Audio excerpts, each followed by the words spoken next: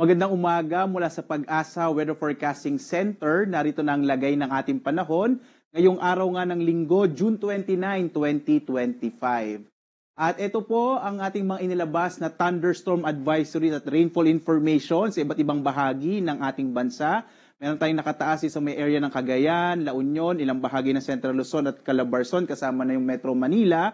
Gayun din dito sa may Camarines Norte, Masbate, sa Leyte at ilang bahagi ng Mindanao. So makikita po natin ito sa panahon.gov pag bumisita po tayo sa website na isa dito sa mga websites ng DOST Pag-asa.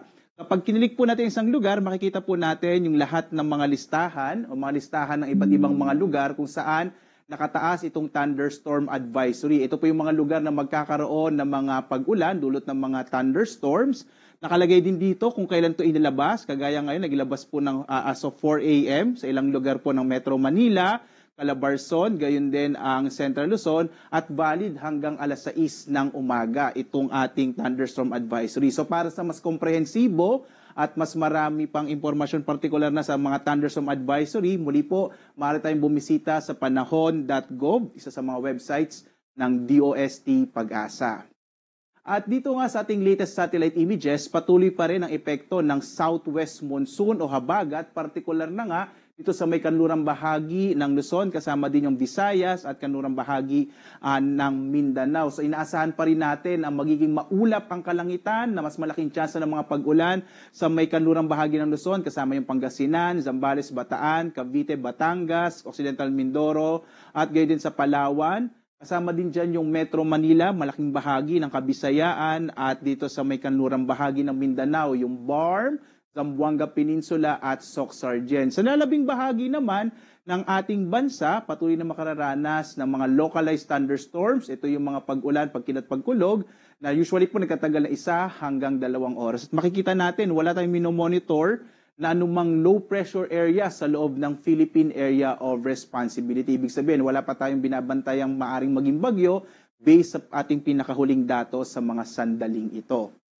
At dito nga sa Luzon, inaasahan pa rin natin ang malaking tsansa ng mga pag-ulan ngayong araw na ito sa may area ng Pangasinan, Zambales, Bataan, kasama itong Batangas, Cavite, at gayon din sa Occidental Mindoro at ang Metro Manila. Magiging maulap po yung kalangitan na may mga kalat-kalat ang mga pag-ulan, pagkidlat, pagkulog, dulot nga ito ng hanging habagat. So ito yung magdadala ng pag-ulan or malaking chance ng mga pag-ulan dito sa may kanlurang bahagi ng Luzon.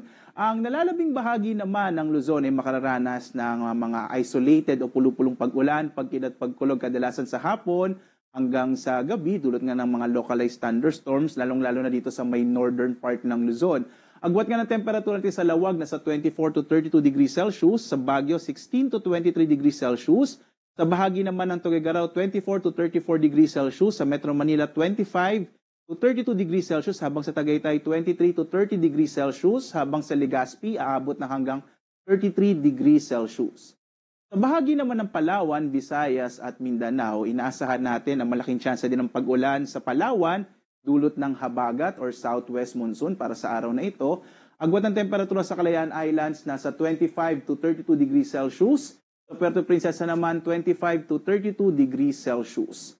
Malaking bahagi din ng Kabisayaan ay makararanas ng mga kalat-kalat na mga pag-ulan, pagkilat, pagkulog, dulot ng southwest monsoon o habagat para sa araw na ito. Agwat ang temperatura sa Iloilo, 26 to 32 degrees Celsius. Sa Cebu naman, 25 to 32 degrees Celsius. Habang sa Tacloban, 26 to 32 degrees Celsius.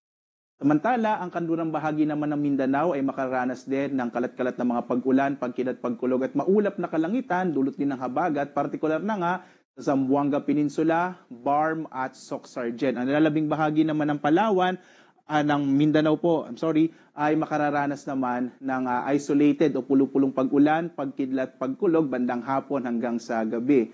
Agwat ang temperatura natin sa Zamboanga, 25 to 32 degrees Celsius. Sa Davao naman, 24 to 33 degrees Celsius, habang sa Cagayan de Oro, 24 to 32 degrees Celsius. Sa lagay naman ng ating karagatan, wala po tayong nakataas na gale warning sa anumang bahagi ng ating bansa, sa mga baybayin ng ating kapuluan. Mahina hanggang sa katamtam or banayad hanggang sa katamtaman ang magiging lagay po ng ating karagatan, bagamat mag-ingat pa rin yung mga maliit na sakyang pandagat pag mayroong mga thunderstorm na kung minsan ay nagpapalakas ng alon ng ating karagatan. Pero sa ngayon po,